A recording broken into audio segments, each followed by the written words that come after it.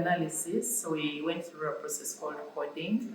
We used something called Deduce, a software called Deduce that helped us to code this data and then pull this data out and get them into themes. So went through a process where we got out the themes and tried to categorize the data into these themes.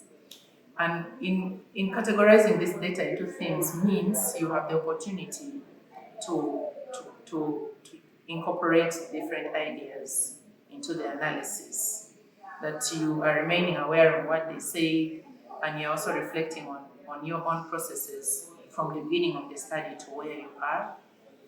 So it was a really good opportunity, and for me, things worked very well in trying to get all the information that participants shared during the study, and that we are using it for analysis. And we had meetings. There were regular meetings where we asked questions. If you did not understand a particular text that was themed, you seek clarity from the team, from the data analysis team. So you have notes and explanations. You could follow up. If you're not sure about the language or the word that was used, we would also consult with each other to just make sure that we are clear on the language that was meant by the participants. So the richness of qualitative data really comes from being able to use the quotes and the stories that women and girls and other community members shared with us.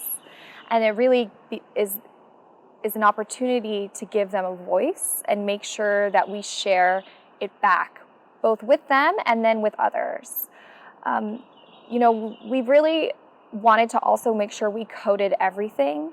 A lot of the times people might collect a lot of data and then not analyze it, which is a disservice to those who sat for interviews, as well as a disservice to the wider knowledge base. So we really made sure to analyze everything. We were accountable to the people that we collected data with. And then a last part of the analysis process that was really important to us is we shared back the findings with the women and girls that we collected data with, who were part of the core research teams. So at the end of the analysis process, when we had a bulleted list of preliminary findings, we went back to each country and held action analysis workshops. First with the staff to share back the findings and ask, is this what you heard? Do you believe this is representative of the data that we collected? And then we turned those findings into visuals, drawings, or different types of representation to share back with the women and girls, and the staff helped develop those. So then we had held the same type of action analysis workshops with the women and girls, and we asked them again, does this sound like the experiences that you live every day? Does this reflect your experience? Do you feel like this is what you told us? And they said it did. And that was very validating for our research process.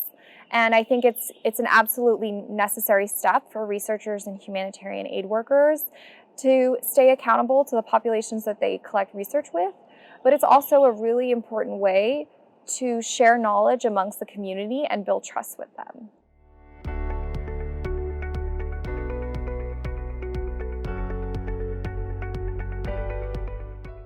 Participatory analysis takes time.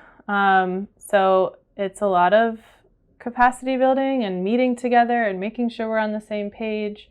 That can be a challenge because it feels like the analysis process takes longer than it normally does. But that's okay, and that's part of the process. I think it was easy because the staff we were working with and research participants were interested in the topic and invested in it.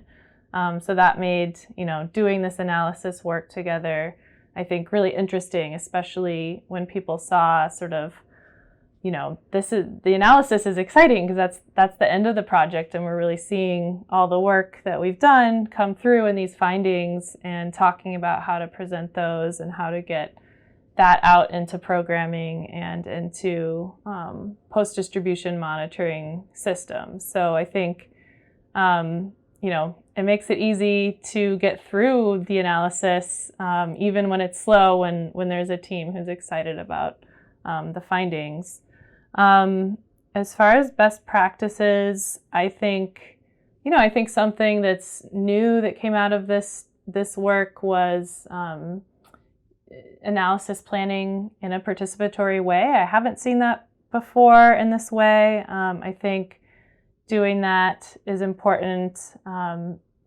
Framing your analysis back to your research questions and doing that as a team is something unique, and I was happy to be a part of trying that out and troubleshooting that.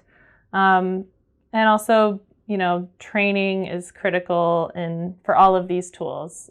Training on sensitivity to the topic, understanding of the topic, and making sure that interviewers, data collectors are really prepared for various scenarios that do come up when conducting data collection around gender-based violence and sexual exploitation and abuse.